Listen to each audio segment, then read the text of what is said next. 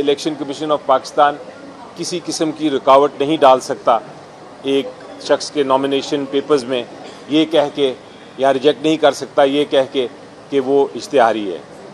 उसके अलावा अदालत ने कहा है कि अगर उन लोगों ने जिन्होंने बेल्स अप्लाई की थी, जिन्होंने ज़मानत अप्लाई की थी और जिनको ज़मानत दे दी गई थी और वो अदालत के सामने पेश होकर अपने आप को उन्होंने पेश कर दिया हुआ है, उनके नॉमिनेशन पेपर्स भी रिजेक्ट नहीं हो सकते।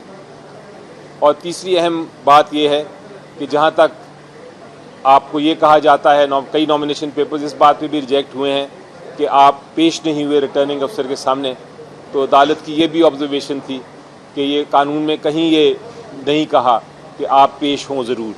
ये पेश होना या ना होना ये रिटर्निंग ऑफिसर उस बेसिस पे, उस ग्राउंड पे, उस वजह से नॉमिनेशन पेपर नहीं रिजेक्ट कर सकता।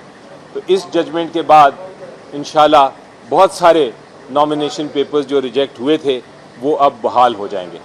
शुक्रिया। सर ये बताइएगा कि जो रिटर्निंग अफसर ये कर रहे हैं, इस तरह कागज़ मुस्तरद कर रहे हैं, क्या उनकी तरबियत नहीं की गई या इलेक्शन की कमीशन की मालाफाइडी है इसकी? देखें, इसमें यकीनी तौर पे उनको जो इंस्ट्रक्शंस दी होंगी वो कानून के ख़िलाफ़ थी, तो आप इसको मैलिफाइड इन लॉ कह सकते हैं।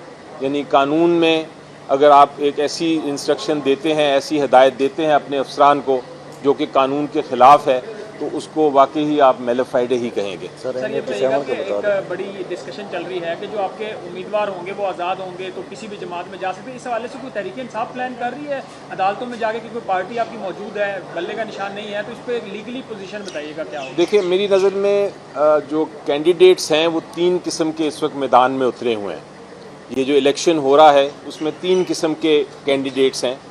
एक तो कैंडिडेट है जो कि अपनी अपनी पॉलिटिकल पार्टी, अपनी सियासी जमात के इंतखाबी निशान पे लड़ रहे हैं, वो तो पार्टी के कैंडिडेट्स हैं।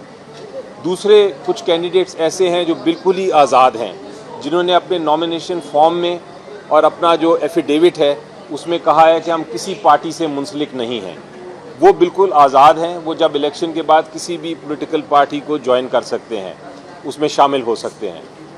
तीसरा कैंडिडेट वो है जो कि जिसने अपनी नॉमिनेशन पेपर में लिखा है कि मैं इस पार्टी का, एक ख़ास पार्टी मसलन पीटीआई का मैं कैंडिडेट हूँ और पीटीआई ने उसको एक्सेप्ट किया है, लेकिन वो सिंबल चूँकि पीटीआई को नहीं मिला, वो अपने ही सिंबल पे लड़ा है इलेक्शन, लेकिन उसने एफिडेविट में भी और नॉमिनेशन पेपर्स में भी ये जाहिर कर दिया है कि मैं पार्टी का नॉमिनी हूँ।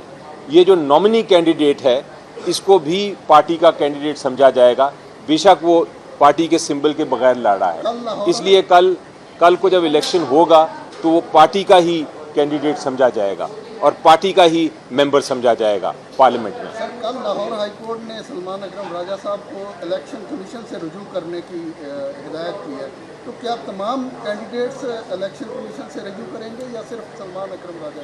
नहीं, मेरा ख्याल है कि वो इस केस की जो फैसला है उसके ख़िलाफ़ शायद अपील करनी पड़े, क्योंकि जो केस फाइल किया था उसमें तो ये इस्तदा थी कि जो कैंडिडेट्स हैं वो पीटीआई के कैंडिडेट समझे जाएं। तो अदालत ने अगर उस पर फैसला नहीं किया, मेरा ख्याल है अदालत को ही फैसला करना पड़ेगा अल्टीमेटली। तो मुझे यकीन है कि बहुत जल्द उस फैसले के ख़िलाफ़ भी अपील फाइल की जाएगी।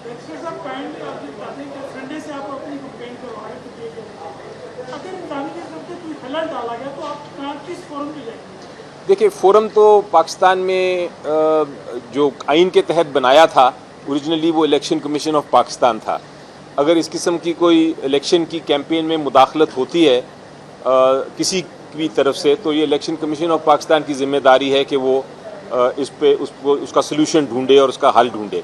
लेकिन चूँकि इलेक्शन कमीशन ऑफ पाकिस्तान नाकाम है इस मामले में, वो कोई इक़दामात नहीं कर रहा, तो अगर ऐसा हुआ तो फिर अदालत के ही हमें रुजू करना पड़ेगा, क्योंकि आखिरी रिजॉर्ट, आखिरी हल अदालत के पास ही है।